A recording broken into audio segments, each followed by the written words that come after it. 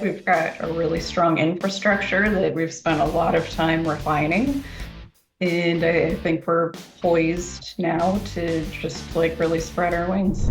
This is the PMP Industry Insider Podcast.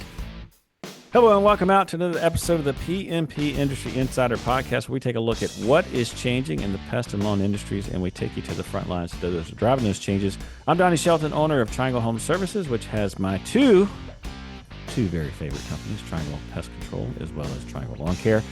And with me is the Florida resident, I might add, Mr. Dan Gordon. Dan, would you like to say good morning? We're recording this morning. Introduce our sponsors, our topic, and our very, very special guest.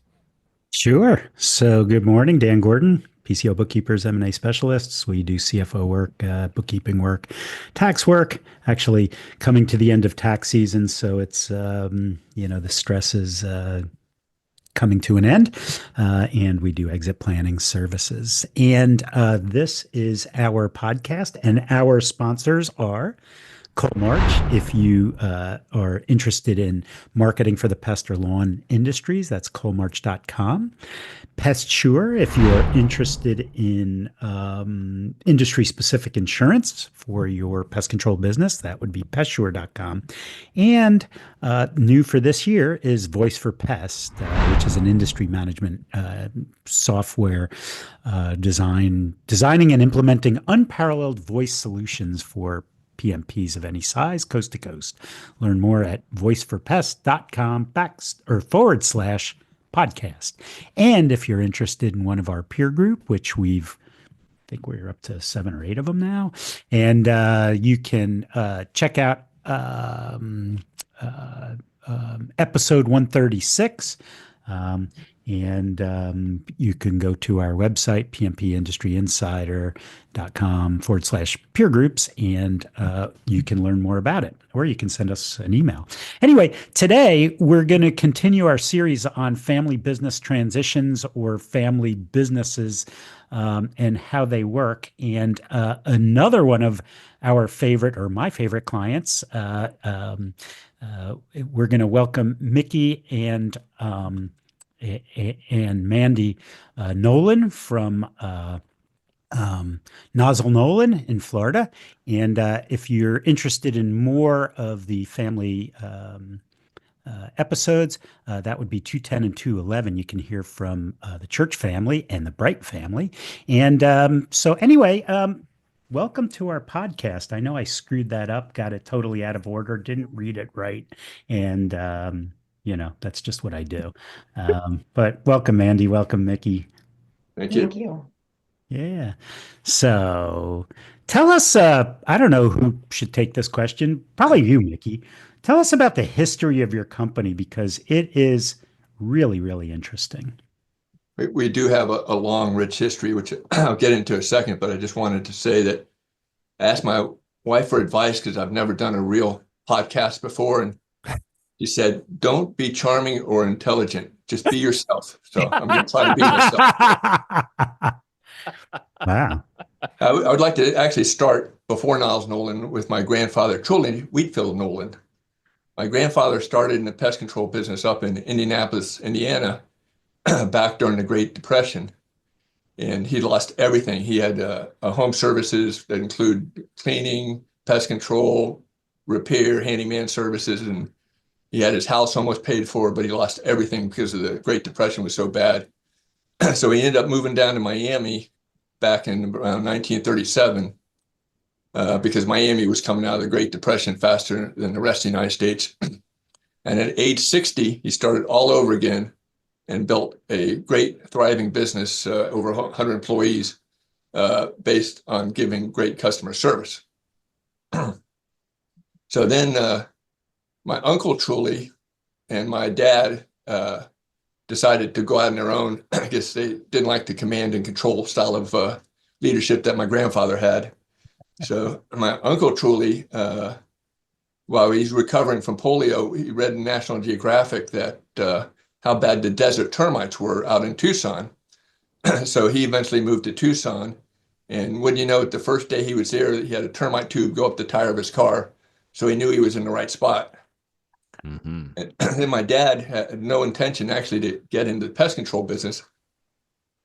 He liked to fly and he was running an airport, but then he got drafted. World War II was going on.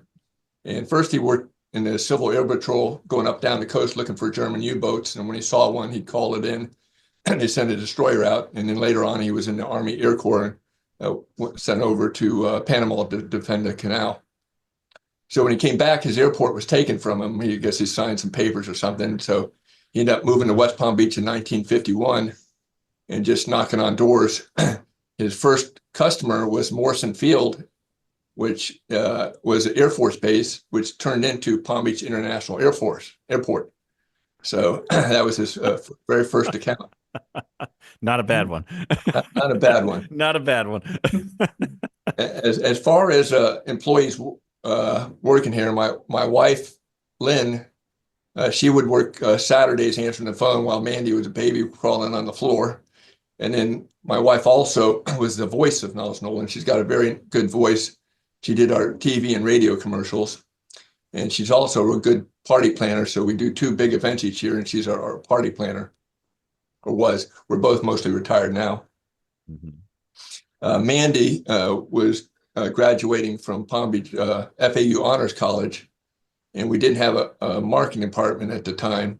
And so she started our marketing department, which I'll let her tell more when I'm done here. I was going to finish and then let you go. Go ahead. Sorry. I'm on a roll here. Yes, you are. Anyway, I'll slow down and take a breath here.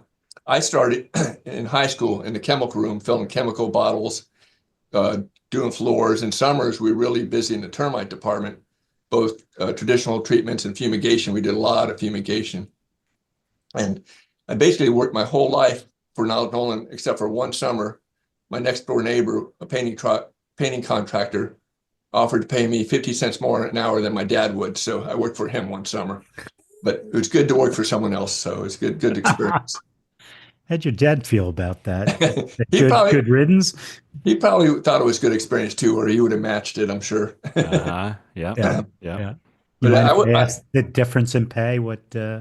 It was $6 an hour or $6.50 an hour. Whoa!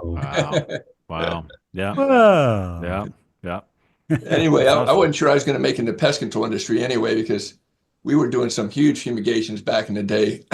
We were doing 3-story condos on the water that you start on a Monday with cranes and you finish on a Friday taking it down. Each one took a whole week, and it was very back-breaking work. Mm-hmm. I wasn't sure you were going to do it. Nozzle Nolen, by the way, did the largest fumigation at the time. Back in 1969, we did the Flagler Museum, which we actually did it twice, because the first time we did it, a hurricane blew it down and it made national news. We had to fumigate, put it back all up again and do it a second time. But anyway, I've after I graduated Stetson University, I started working full-time in 79.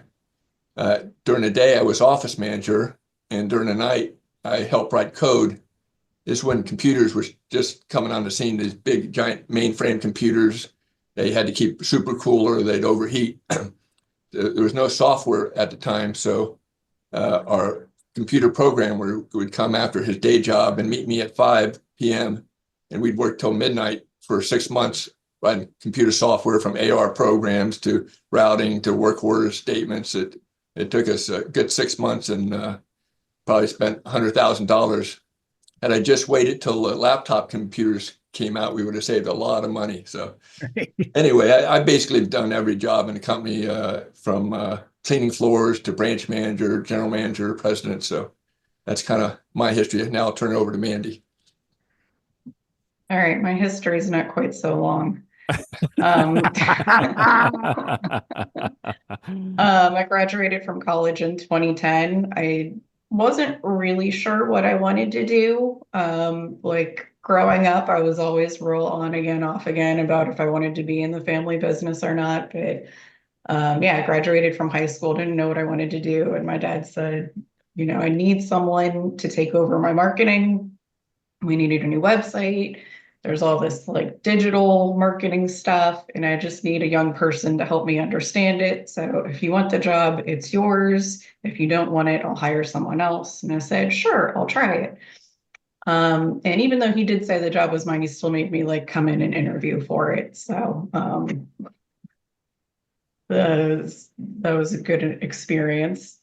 I did the marketing. Hang on. Did you actually interview with him? No, he made he made me interview with the HR manager, which probably made it more awkward because she actually asked me real questions and I walked in like totally unprepared. Like, what would you do in this scenario? I'm like, I don't know. So were you up against anyone else? I mean, did she say I don't think so. Okay. Right. Real quick, Mickey, what did you tell your HR manager? Because I have a daughter that works in the business, and I know what I set the precedent when my daughter wanted to come in, and I was like, just so you know, if you treat her any differently, I'm gonna come on you. Say, I'm just curious, what did you say? I actually didn't say anything to her. I wanted her to go through the process like any other employee would. Uh-huh. Yeah. Yeah, I mean, I know I mean, my staff, like I told my staff, like you don't give her any preferential treatment. Like she has to earn it. So it was, but okay, continue on, Mandy. Yeah, so I did the marketing for about 5 years, built a new website, really got my hands around that and had a, well-organized budget because no one had ever done the marketing before. It was just a hat that my dad had always worn. From there, I transitioned into the operations side and I went into a branch manager role for a number of years. And that's when things started to get a little more interesting. I stepped into that role thinking that the biggest challenge was going to be getting the technicians to earn their respect because it was pretty much all men and all men that were older than me. So I was very intimidated and like stressed out that they were just going to like chew me up. But they actually were pretty easy. All I had to do was, show up and support them, meet them on some jobs, go pick up a dead rat for them here and there, and like they were good. It was actually the like administrative staff that was tricky and difficult to win over, which some of them I never did. We had one very veteran bookkeeper. Like, I think she was there like before my dad started working full time in the business. And she just was not going to do anything beyond what she was going to do when she was going to do it. And this was back before we had Pest Pack Mobile. Everything was on paper work orders. So if she didn't post work orders for like 3 or 4 days, I had absolutely no idea like where my branch was with any metrics for the month. And so I'd go and I'd ask her, hey, do you think you could do that? Oh, I don't know. And one day like we just kind of got into over something stupid. I think I asked her to post like one work order for me. And she looked at me like I had slapped her. And so I took the piece of paper back and I said, I'll do it myself if it's a problem.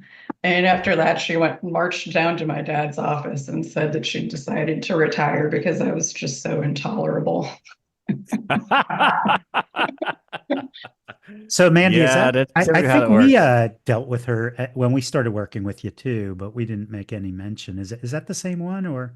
I don't know. She's been gone for probably like 8 or 9 years. I can't remember when you guys stepped in. So we had a lot of people in admin roles that were challenging to work with. Yeah. We had another bookkeeper that was in charge of like credit cards. And she just like would not call people to get updated credit cards when their card expired. And so like we sat her after asking her to do it so many times, like we sat in to document the conversation and said like, this is really important.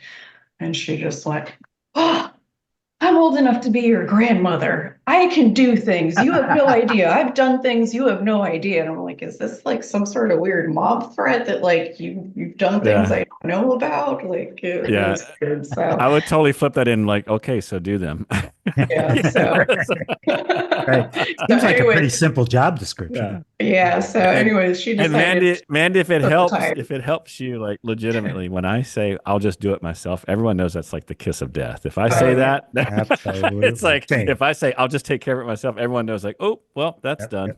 yep, Yep. Continue. So. Sorry. Yeah, if I say that, you pissed me off real good. Yeah, yeah. So, anyways, the credit card bookkeeper also, like a day or two later, decided to retire because I was, Making people unreasonable. work.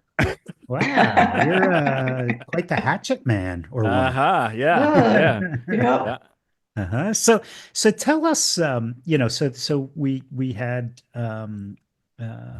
Get 'em Services, we had Brian the Bugman, we had so where are you guys in the generational process? I heard you say something, Mickey, that I never heard you say a little while ago, that we're kind of retired. I didn't realize that was the case. Tell me, maybe I misheard that. Yeah. Uh, my current role is in charge of culture, like you mentioned, in community service, but my philosophy is getting out of the way without going away. I like that. Getting out of the So way without I was going to cut back and take a Fridays off when COVID hit. I decided to take Monday through Thursday off and come in on Fridays. Oh, well, there you go. And See, then COVID turned everybody upside down. did. Yeah. I started doing a in-house podcast called Fridays with Mickey, Uh-huh. which I would interview an employee of the week. So we were so isolated. I want everybody to get to know everybody. So I'd ask these employees 7 or 8 questions so people get to know them. I start out with the fundamental of the week, like show meaningful appreciation, whatever the fundamental of the week was. Then I'd ask 7 or 8 questions, with the last question is, if you could be any bug, what bug would you be and why? And I got all kinds of great answers, from a Christmas beetle to things you never heard of. But the best answer I got was a bed bug. And I said, well, why would you want to be a bed bug? And he said, you always get breakfast in bed. So anyway, I always ended this. Mandy, did you set your dad up with the dad jokes or what? Yeah. He writes them himself. I mean, I don't encourage it at all. No, you shouldn't. Anyway, I ended this podcast with 3 things I was grateful for, and I did it for 2 years. I never ran out of things to be grateful for. Which probably the thing I was most grateful for then was pest control being in essential service, not being shut down by the COVID. Sure. For sure. So Yeah. Yeah. So you're kind of stepping back, and it sounds like Mandy's kind of stepping in. one thing I do is I do once a month. I used to call it brainwashing, but I call it brand washing. And I bring all the new employees together and I tell about our culture, our history, our values, our strategic plans, and we get to know each other and they get to know the Nozzle Nolen brand. So I still do that. And I still write anniversary notes to everybody on their anniversary, the 1 year, each annual anniversary. That's awesome. That's awesome. So Mandy, you went from marketing to a branch manager, and so what is your role now today, and what are you doing? I am currently our COO. And Uh-huh. so I oversee HR, project management, inside sales, customer service, and marketing. Gotcha. So do you have the branch manager, branchers reporting to you now? Is that kind of how that works? And So we have a regional manager that oversees all of our service managers in the company. He was reporting to me, and then so we also have a CEO, and so that's Mark. So Mark and I kind of rearranged some of our responsibilities last year. So he took the what we call external operations, and I took the internal. Gotcha. So what has it been like with you guys working together now? I mean, obviously you're a family, of course, but and it sounds like, coming in, Mandy, you had some pretty, obviously there's some generational differences there, but with the folks within the company, I want to talk specifically about between you and Mickey. How was that? And then, how's it been so far as you guys working together? Want me to start or you want to start? I can start. I mean, I think the only time that I ever really directly reported to my dad was when I did the marketing. And once I stepped into operational roles, I just kind of fell into like wherever I would fall in the org chart. So I really have not spent a lot of time directly reporting to him, which I think is good. Mm-hmm. And that helps us kind of preserve our relationship. I think we're both weirdly good at keeping work and personal stuff separate. Yeah. I'll just want to say I didn't want to be Mandy's boss. I had the perspective that she's perfect, and I wanted somebody else. Uh-huh.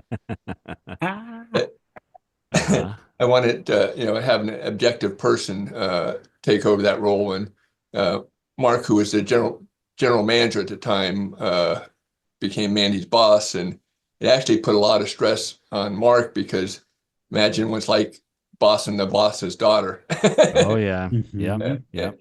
And so they worked it out. They both have coaches, and I think the coaches help them work doing things out. And right now they seem to have a very good relationship. The plan is for Mandy to become CEO in 3 to 5 years, and Mark's on board with it and everything. So that's where we are in our transition process. Gotcha. So that's kind of interesting. I think that the other family businesses that we interviewed, the family members were, obviously once they moved up, that they would take it. But you have a non-family member who is the CEO. So what's your relationship like with Mark? I mean, I deal with Mark all the time. Terrific guy. I don't want to jade you in your answer, but tell me, what's the dirt with Mark? We have enough time for that.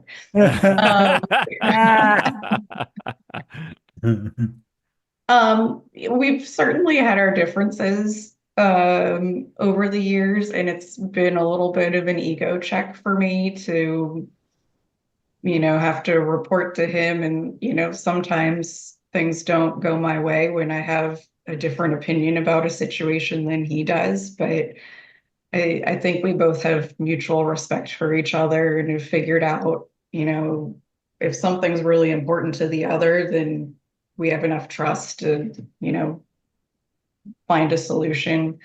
It's a unique dynamic for sure. But, we just have plenty of uncomfortable conversations and just lean into it and work through it whenever we have conflict. And, it works for us. Gotcha. So I have a question for you, Mandy. So I have my son, Matt, working in our business. He's been here for, I don't know, 3 years, 4 years now. And he actually worked for a big accounting firm for like 4 years before he came in. And so he came in with a skill set that a lot of the other folks didn't have. But I still had people who were here for a while, and he still had my last name, and it was still kind of awkward at some points. But honestly, when it became awkward and I was in the room, I left. How have you dealt with, that kind of thing? The fact that, your last name is Nolen, and,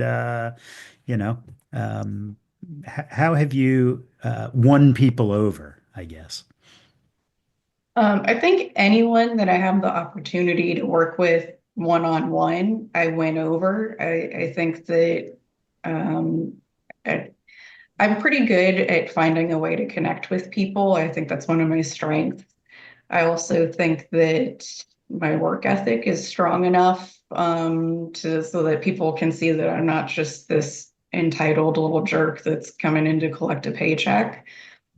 So I think that the combination of just being friendly and willing to get to know anybody and, showing them that I do care about my job. I do care about the work we all do. I do care about reaching goals as a team has helped win them over. I think that when you're the boss's kid, there's always some level of like, can you believe that bratty little kid over there? But I know what my intentions are. I know I try really hard. So, yeah, sometimes people make rude comments behind your back and you hear about it, but whatever. I just shrug Then it you off. just fire them, right? Yeah. Oh, For gosh. force them to retirement. Right. So, Right. and Mickey, how do you so you're a much calmer guy than I am. Like if I hear somebody, like if I hear my son saying something that maybe I know is probably, I don't want to say controversial, but probably other people would probably disagree with him. I really have to bite my tongue. Do you get into that situation, or do you just say, you know what, Andy's a big kid, she can do it, and from how do you deal with that? I've turned over the reins to both Mark and Mandy, and I don't always agree with their decisions they make, but they're in charge, and I roll with it. Mhm. I just tell Mandy, that everybody's watching you, so you got to at least appear to be professional and competent. So, Yep. Yeah. Yeah. And, I guess my question for you, Mandy, is, obviously there's a transition plan in place. It sounds like you're being groomed. What do you think is going to be different? I mean, like, what are the specific changes that you're kind of working on? I mean, obviously you bring a new generation to the business, and we all know in business, right? It's all about change and what's going to be different. Have you given some thought as to like what is kind of on your radar, and what are you looking to bring into to the Nozzle Nolen brand and really the company? Kind of like, you know what I mean? Like where are you going to go? I guess or where are you going? That's probably a better question. Yeah, I mean, I don't see myself being a radical change agent immediately, or I mean, I feel like I do have a seat at the table and my voice matters and that I can impact change now. So I don't see that, the transition into the next year is going to make me power crazy and change a ton of stuff. You're not going to Um, clean house or anything. no, I mean, I have a voice in really all of this stuff also. And I think that's where Mark and I have kind of an unconventional relationship because we have an unconventional, arrangement in our organization is that like even though he's my boss, he understands that my name's on the door and I'm the next generation. So I don't think there's anything that I've wanted to do or he's said, no, we're not doing that. So I mean, I feel like my voice currently counts quite a lot. Hmm. But, to answer your question more broadly, we definitely have growth goals. We've got profit goals. And I think that that's kind of where we are right now is in a growth mindset. We've got a really strong infrastructure that we've spent a lot of time refining. And I think we're poised now to just like really spread our wings. Gotcha. Gotcha. Now, you both talked a little bit about external advisors, coaches, and it's interesting you guys said that because we heard the same thing from both Get 'em as well as Bug Out. That when there's this kind of family dynamics and there's a transitioning happening, using third parties to help you get clarity on what the transition is going to look like, to get clarity on like where the business should go. Um, can you guys just talk through a little bit about what you're using? I mean, you don't need to use specific names, but where that fits in. Is it mainly a coach for you and Mark, and that's it? Is it the same coach, or the different coaches? Are you using kind of a third party to walk through the transition? Can you just talk a little bit about that? Yeah, we have different coaches. Mark uses Dave Billingsley. I've used Holly Green for a lot of years. And I think Dave Billingsley has more recently been pushing us to kind of talk in a little more detail about what the next 3 to 5 years are going to look like for us. And, what do I need? What support system do I need? How do we build out the leadership team so that I have the right people in the right seats? Yeah. Yeah. And Mickey, what about you? Any, third party? Like, I'm just curious. Are you just kind of like, yep, these guys have got it, and you're just kind of watching it all happen? I was in a tech group, now it's Vistage, but back then it was the executive committee, and where you had your own board of directors, and it was a very, very strong group. And they really held me accountable. And I think because of them, Nozzle Nolen is where they are today, because we had some weak managers, and they really pushed me to get rid of the weak managers at the time, including our general manager, which I had to fire and eventually replace with Mark. So that has been invaluable. That group, the group dissolved. Most of them retired like me, but we still get together every other month for lunch. So we still have that bond, even though the group dissolved. Mm-hmm. Mm-hmm. Yeah. And Mandy, what about you? Are you planning on kind of doing a peer group thing afterwards, or are you in one already? Or Yeah, and I bring that up because what your dad said I think is critical. I mean, obviously, I'm a part of a peer group. We talk about peer groups here in the podcast quite a bit, and I think it's been, at least for me, one of the best things I've ever done. And I hear that a lot. Kind of what Mickey was just saying, that I hear that a lot from owners, is that having your own little board of directors that's kind of outside looking in when you have to. Because listen, last quarter Dan and I got together with one of my peer groups, and I was avoiding it. I shouldn't say avoiding it. I was dreading it because I knew what I was going to have to report. And so I'm just curious, like, are you doing anything like that, Mandy, or any plans to do something like that? yeah, I'm not currently in a peer group, but I do think that that's probably the next step for my personal development, whether that's Vistage or some other variety of peer group.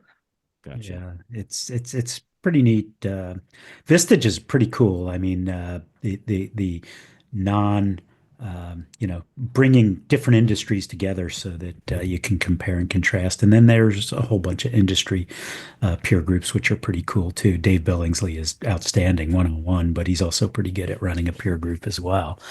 Yeah. So Yeah. that's kind of interesting. So, any what like so Mickey, decided, so Mandy came in and you said, okay, well, let's see how she does, and okay, I think she's got what it takes. Anything that you've done with the people who are thinking about doing this, going to lawyers, going to, obviously we as an accountant we do, but like, what are some of those things administratively that you say, okay, well, in order to do this I need to, certain help? I thought you were going to ask the questions, what the do's and don'ts. You can do that too. That one's coming next. Yeah. Yeah. I was gonna say how critical the leadership team is, and nobody wants to work for a bad boss or poor supervisor. They may love me, but they may hate their supervisor and still quit, even though they love me. So important to have a strong leadership team. Yeah. So I guess my message is kind of the old tech message is hire slowly but fire quickly. Okay. It's just one of many I have of do's and don'ts. So other do's and don'ts? Well, I said another one would be don't fire your spouse or your mother, especially if they're a good cook. It's kind of awkward during the holidays, get together. Yeah. It is, yeah. I would recommend not doing that. So, and I mentioned to Mandy, she's Nolen, so she's always under the spotlight. So, play like a champion and be bold. Mm-hmm. Yeah. And then I have probably a dozen things I could give advice on from the book I'm writing. I mentioned to Dan, I'm writing a book for my grandkids, Mandy's two sons, and the 4-chapter advice for the next generation. But the advice probably applies to anybody that's in business too. So I could touch on that if you like. Sure. Yeah, sure. So I'll just go through the list real quick. These are chapters in the book. Find mentors, lead well, rein in your emotions, be humble, be frugal, especially don't run out of cash, practice moderation, do not expect life or work to be easy, be grateful, go the extra mile, don't look back, at least don't look back too long, don't play the blame game, show empathy, improvise, adapt, and overcome. A story on that is my uncle truly landed in the wrong airport. It was an Army, Air Force, and they surrounded his plane and said, "What are you doing here?" He adapted by saying, "I'm here to sell pest control."